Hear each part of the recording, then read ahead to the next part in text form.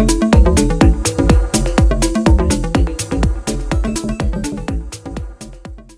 Friends, this is Saurabh. Welcome to exploring study. आज हम लोग डिस्कस करेंगे डीएलएड के सेकंड सेमेस्टर व फोर्थ सेमेस्टर के लिए मोस्ट इंपॉर्टेंट टॉपिक एप्लीकेशंस व लेटर्स। दोस्तों, इस टॉपिक से रिलेटेड एक या दो क्वेश्चन सेमेस्टर एग्जाम में जरूर पूछे जाता है। इसलिए दोस्तों, इस वीडियो में हम लोग एप्लीकेशन और लेटर लिखने का सही फॉर्मेट बताएंगे, क्योंकि कहीं ना कहीं स्टूडेंट इसका आंसर लिख के तो आते हैं, पर इस क्वेश्चन में उन लोगों को पूरा मार्क्स नहीं मिलते हैं। तो दोस्तों, हम लोग इस वीडियो में सही फॉर्मेट के साथ साथ कौन सी टेक्निक्स है, कौन कौन से वर्ड्स हैं जिनको एप्लीकेशन में यूज करना है, वो भी बताएंगे। इसके साथ ही साथ दोस्तों, हम लोगों ने डीएलएड में अभी तक जितने भी एप्लीकेशन और लेटर पूछे गए हैं उन सभी को इस वीडियो में डिस्कस किया है, इसलिए वीडियो को एंड तक जरूर देखें। और हाँ दोस्तों, अगर आप चैनल पर पहली बार आए हैं तो चैनल को सब्सक्राइब करें, वीडियो को लाइक करें, शेयर करें, ताकि दूसरे स्टूडेंट्स की भी हेल्प हो सके। चलिए इस सेशन को स्टार्ट करते हैं। दोस्तों, ये सारे वो क्वेश्चन हैं जो अभी तक सेमेस्टर एग्जाम में पूछे गए हैं। इन सभी लेटर और एप्लीकेशंस को हम लोग एक एक करके इस वीडियो में डिस्कस करेंगे, लेकिन उसके पहले चलिए हम लोग अपने कॉन्सेप्ट को समझ लेते हैं कि आखिरकार लेटर और एप्लीकेशन लिखने का सही फॉर्मेट क्या होता है, लेटर्स कितने टाइप के होते हैं। तो चलिए हम लोग स्टार्ट करते हैं सबसे पहले लेटर्स से। लेटर दो प्रकार के होते हैं, फॉर्मल लेटर और इनफॉर्मल लेटर। फॉर्मल लेटर को औपचारिक पत्र तथा इनफॉर्मल लेटर को अनौपचारिक पत्र भी कहते हैं। दोस्तों, फॉर्मल लेटर जो है किसी बिजनेस के उद्देश्य से या गवर्नमेंट में जो ऊंचे ऑफिसर पद पर लोग बैठे होते हैं उनको, या ऐसे पर्सन को जिनको आप पर्सनली नहीं जानते हैं। इसके अलावा अगर आपको किसी गवर्नमेंट के डिपार्टमेंट को लिखना है तथा किसी पब्लिक अथॉरिटीज में आपको कोई अगर लेटर लिखना है तो आप फॉर्मल लेटर का यूज करेंगे। इनफॉर्मल लेटर किसी दोस्त को या किसी जान परिचित के आदमी को लिखे जाते हैं। दोस्तों, आजकल इनफॉर्मल लेटर की जगह व्हाट्सएप और नॉर्मल मैसेज ने ले रखी है। लोग अपने दोस्तों को लेटर लिखने की बजाय अब व्हाट्सएप करना ज्यादा पसंद करते हैं।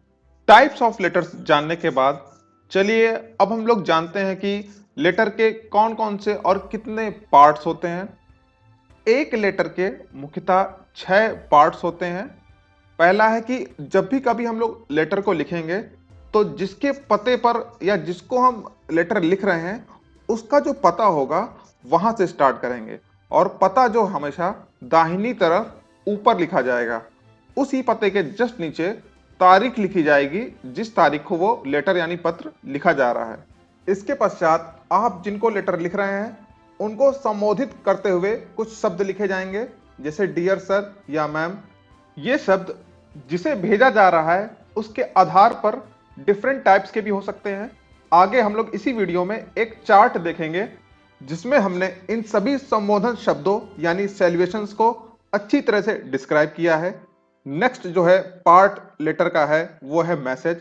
दोस्तों, अगर हम किसी को लेटर लिखते हैं तो पर्टिकुलर उस लेटर का कुछ ना कुछ एक मैसेज होता है, कुछ ना कुछ एक पॉइंट होता है कि लिखने वाले को हम किस टॉपिक पे लिखने जा रहे हैं, तो उसी को मैसेज बोलते हैं।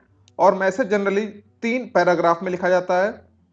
पहले पैराग्राफ में अपने आप को इंट्रोड्यूस किया जाता है और जो लेटर का पर्पस होता है उसके बारे में बताया जाता है। सेकंड पैराग्राफ में फुल इंफॉर्मेशन लिखी जाती है उस पर्टिकुलर टॉपिक के बारे में, और तीसरे पैराग्राफ में लेटर के टॉपिक को कंक्लूड किया जाता है। 5वें पार्ट में उस पर्टिकुलर लेटर को कंक्लूड किया जाता है तथा 6th पार्ट में सिग्नेचर किया जाता है। दोस्तों, हम लोगों ने लेटर के पार्ट समझे जो कि 6 प्रकार के होते हैं। चलिए अब हम लोग देखते हैं कि लेटर का फॉर्मेट क्या होता है। ये रहा दोस्तों लेटर का फॉर्मेट। लेटर के फॉर्मेट में जैसे हम लोगों ने पार्ट्स ऑफ लेटर को देखा था कि सबसे पहले एड्रेस लिखा जाता है, तो दोस्तों ये देखिए एड्रेस लिखा हुआ है राइट कॉर्नर पे ऊपर की तरफ, उसके जस्ट नीचे डेट लिखी हुई है। उसके बाद लेफ्ट हैंड साइड पे जो संबोधन के शब्द होते हैं, dear father, mother, brother, friends, जिसको भी हम लोग लेटर लिख रहे हैं उसको लिखा जाता है। उसके पश्चात लेटर में जो मैसेज होता है उसको लिखा जाता है, और उसके बाद कंक्लूजन लिखा जाता है, योर सिंसियरली या अफेक्शनली। ये था लेटर का फॉर्मेट। आप चाहे तो इसका स्क्रीनशॉट भी ले सकते हैं। अब हम लोग वो चार्ट देखते हैं जो अभी हम लोगों ने कुछ देर पहले बताया था। दोस्तों, ये रहा वो चार्ट। देखिए, अगर आप किसी स्ट्रेंजर को यानी अपरिचित को पत्र लिख रहे हैं तो बिगिन करेंगे, शुरुआत करेंगे डियर सर या मैम से, उसके बाद एंड में लिखेंगे योर फेथफुली। अगर आप अपने टीचर को लिख रहे हैं तो लिखेंगे सर या मैम। और उसके बाद लास्ट में लिखेंगे योर ओबीडेंटली या योर ओबीडेंट पीपल। उसके बाद ऐसे पर्सन को लिख रहे हैं who you are not so well known to you, मतलब जिसके बारे में आप ज्यादा जानते नहीं है। तो शुरुआत करेंगे लेटर की माय डियर मिस्टर मिस जो भी होगा उससे शुरुआत करेंगे, और लास्ट में लिखेंगे योर सिंसियरली या योर ट्रूली। अगर आप यही लेटर किसी दोस्त को लिख रहे हैं तो माय डियर करके उसका नाम लिखना है, जैसे यहाँ पे लिखा हुआ माय डियर अंजलि, तो यहां पर उसका नाम लिख सकते हैं अपने दोस्त का, या लिख सकते हैं डियर फ्रेंड। उसके बाद लेटर को एंड करेंगे योर अफेक्शनली से या योर सिंसियर फ्रेंड से या ट्रूली योर से। अगर आप लेटर भाई को लिख रहे हैं अपने, या बहन को लिख रहे हैं, या रिश्तेदार को लिख रहे हैं, तो शुरुआत करेंगे उस लेटर की माय डियर फादर मदर या माय डियर अंकल से या माय डियर कजिन से, और एंड करेंगे योर लविंग सन या डॉटर से, योर अफेक्शनरी से या योर अफेक्शनेट कजन से। दोस्तों ये थी संपूर्ण जानकारी लेटर्स के बारे में। हम लोगों ने लेटर के टाइप देखे, फॉर्मल लेटर और इनफॉर्मल लेटर। उसके बाद पार्ट्स ऑफ लेटर देखे जो कि 6 होते हैं। इसके पश्चात लेटर का फॉर्मेट देखा। तो ये सारी जानकारी थी लेटर से रिलेटेड। चलिए अब हम लोग देखते हैं एप्लीकेशन का फॉर्मेट। दोस्तों ये एप्लीकेशन का फॉर्मेट है। सबसे पहले लेफ्ट हैंड के ऊपर, सबसे ऊपर लेफ्ट हैंड में टॉप कॉर्नर पे लिखेंगे टू। इसके बाद वो जो एप्लीकेशन है किसे लिख रहे हैं वो लिखेंगे। अगर प्रिंसिपल को लिख रहे हैं तो लिखेंगे द प्रिंसिपल। अगर क्लास टीचर को लिख रहे हैं तो लिखेंगे the class teacher. District manager को लिख रहे हैं तो लिखेंगे द डिस्ट्रिक्ट मैनेजर। अगर आप एप्लीकेशन जिला अधिकारी को लिख रहे हैं तो लिखेंगे द डिस्ट्रिक्ट मजिस्ट्रेट। या अगर सप्लाई ऑफिसर को लिख रहे हैं तो लिखेंगे द डिस्ट्रिक्ट सप्लाई ऑफिसर। उसके पश्चात अगर आप प्रिंसिपल को या क्लास टीचर को लिख रहे हैं एप्लीकेशन तो स्कूल का नाम लिखेंगे। बाकी जितने भी गवर्नमेंट ऑफिशियल्स हैं अगर उनको लिख रहे हैं तो वहां के उनके ऑफिस के बारे में लिखेंगे। उसके पश्चात वो ऑफिस किस जगह पर है या वो स्कूल किस जगह पर है उसको लिखेंगे। इसके पश्चात एप्लीकेशन का क्या सब्जेक्ट है उसको लिखेंगे, और यहाँ जो संबोधन का शब्द होगा वो होगा सर। उसके बाद मैसेज लिखेंगे, और मैसेज लिखने के बाद पूरा डेट लिखेंगे लेफ्ट हैंड साइड पे, और राइट पे लिखेंगे योर ओबीडेंटली, और नीचे अपनी डिटेल लिखेंगे सारी। ये था एप्लीकेशन का प्रॉपर फॉर्मेट। तो दोस्तों अब हम लोगों ने लेटर और एप्लीकेशन दोनों का जो प्रॉपर फॉर्मेट है वो समझ लिया है। चलिए अब हम लोग उन सारे क्वेश्चंस को डिस्कस करते हैं जो कि डीएलएड के सेमेस्टर एग्जाम्स में पूछे गए हैं। तो जो पहला क्वेश्चन था वो था write a letter to your friend telling him how you spend your summer vacation. अपने दोस्त को पत्र लिखना है और उसको बताना है कि हमने जो है समर वेकेशन यानी गर्मियों की छुट्टियों को कैसे व्यतीत किया है। तो दोस्तों ये हम लोग लेटर लिख रहे हैं, तो सबसे पहले राइट कॉर्नर पे ऊपर देखिए हम लोगों ने उसका एड्रेस लिखा है। उसके पश्चात उसकी जो किस तारीख को ये लेटर लिखा है उसकी डेट लिखी हम लोगों ने। दोस्त को संबोधित करते हुए लिखा डियर अवधेश। यहाँ पर दोस्तों आप अपने दोस्तों का नाम लिख सकते हैं। हाउ आर यू डूइंग, आप क्या कर रहे हो। Yesterday I got your letter, कल आपका पत्र प्राप्त हुआ। You have asked me to write about how I spend my last summer vacation, आपने मुझको लिखने के लिए बोला कि कैसे मैंने अपनी लास्ट यानी बीती हुई समर वेकेशन यानी गर्मियों की छुट्टियों को व्यतीत किया। तो I am writing it below, मैं उसके बारे में अब नीचे लिख रहा हूं। Our school was closed for about 1.5 month on account of the summer vacation, हमारा स्कूल 1.5 महीने पहले ग्रीष्मकालीन छुट्टियों के कारण बंद हो चुका था। I left the hostel and came back home, मैंने अपना हॉस्टल छोड़ा और घर आ गया। ड्यूरिंग दिस वेकेशन, इस वेकेशन के दौरान I try to improve my knowledge in my school subject, मैंने अपने स्कूल सब्जेक्ट में अपनी नॉलेज यानी ज्ञान को बढ़ाने की कोशिश करी। Morning was the only time when I could study with full concentration, सुबह का समय वह समय होता है जब मैं पूरी अपना ध्यान केंद्रित करते हुए पढ़ाई कर सकता हूँ। Mid day was very hot, दोपहर का समय काफ़ी गर्म होता है। So the study was not possible then, तब उस समय पढ़ाई करना संभव नहीं है। In the evening I sang songs and play some indoor games, शाम के समय मैं गाने गाता हूँ और जो इंडोर गेम्स खेलता हूँ। In this way I spend almost all the days of summer vacation, इस तरह मैंने ग्रीष्मकालीन छुट्टियों के लगभग सभी दिनों को व्यतीत किया। ओनली फॉर 2 days, केवल 2 दिनों के लिए I went to the nearest town to visit my grandma's house, केवल 2 दिनों के लिए मैं पास के टाउन में गया था अपनी ग्रैंड माँ को देखने के लिए।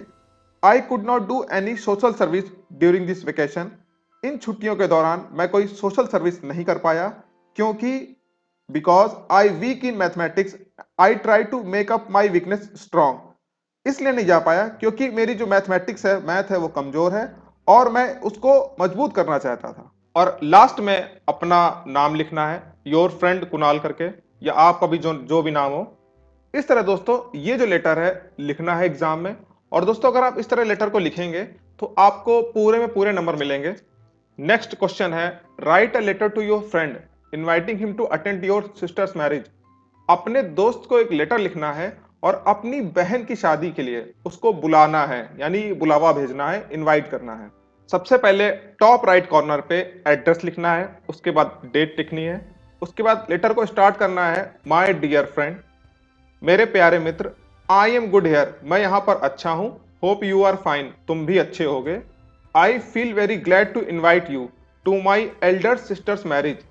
मैं तुमको अपनी बहन की शादी बुलाने के लिए काफ़ी अच्छा महसूस कर रहा हूँ, which will take place on 18 August 2022 at Madhur Milan guest house Agra, जो कि 18 अगस्त 2022 को मधुर मिलन गेस्ट हाउस में आगरा में होगी।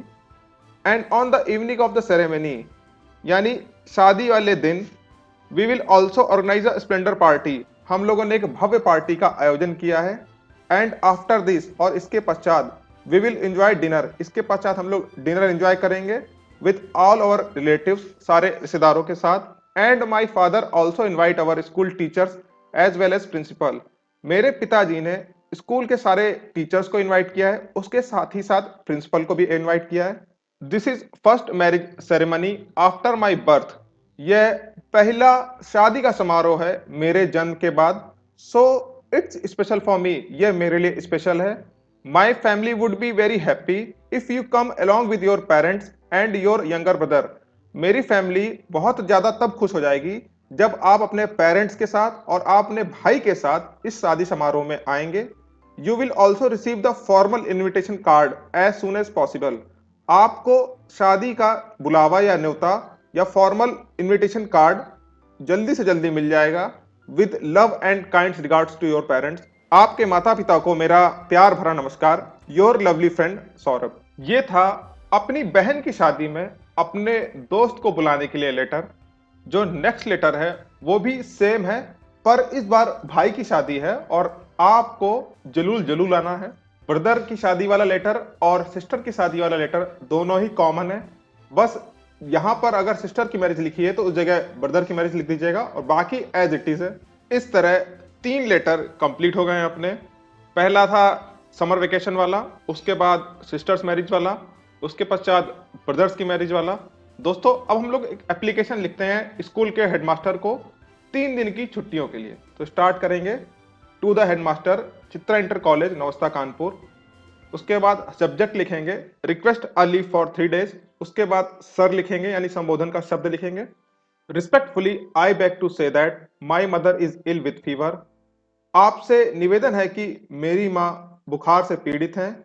आई am alone to took her, मैं ही उनकी देखभाल के लिए हूँ। So I am unable to attend the class, so मैं क्लास अटेंड करने के लिए अनेबल हूँ, यानी आ नहीं सकता हूँ क्लास अटेंड करने के लिए।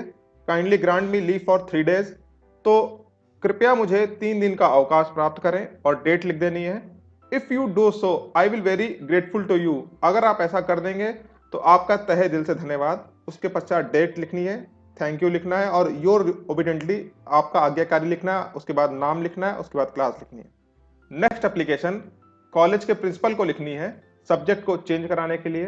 तो ये ऐसा लिखा जाएगा कि to the principal Sardar Patel inter college Agra, subject में लिखा जाएगा application for permission to change subject. Respected sir, most humbly I beg to state that I am a student of class 12th in your school. I opted for commerce instead of science as optional. However, I studied it for a couple of weeks and found that I am not able to understand the subject well. It seems very difficult for me. I will not be able to get good marks in the subject. Besides, I belong to a poor family. I cannot afford to engage a tutor in commerce. Therefore, requested you to kindly change my subject from commerce to science. I have also take permission from the subject teachers and they have granted me permission. They do not have any objections for this favors of yours. I shall ever remain grateful to you. Date लिखनी है, thank you लिखना है और your obediently करके अपना नाम लिखना है। नेक्स्ट एप्लीकेशन लिखनी है कॉलेज के प्रिंसिपल के लिए फीस कंसेशन के लिए। तो कुछ इस तरह लिखी जाएगी, to the principal government inter college Raebareli UP. इसके बाद सब्जेक्ट लिखा जाएगा request for fee concession. Sir, with due respect, I beg to say that I am student of class 7th of your school and I am unable to pay my school fees because my father is a farmer. He earns 12,000 per year only. He has large family to support and he is the only breadwinner of the family. He cannot pay my school fees as he is already paying fee for my sister. I am good at studies and I stand first in my class every year. I have passion for education and want to study further. So I hope that you will consider my request, grant my full fee concession to enable me to continue my studies. I shall be highly obliged to you for this act of kindness. Date लिखनी है, thank you लिखना है, उसके बाद your faithfully Satyam Sachan class 7th है, यानी अपनी detail लिखनी है सारी।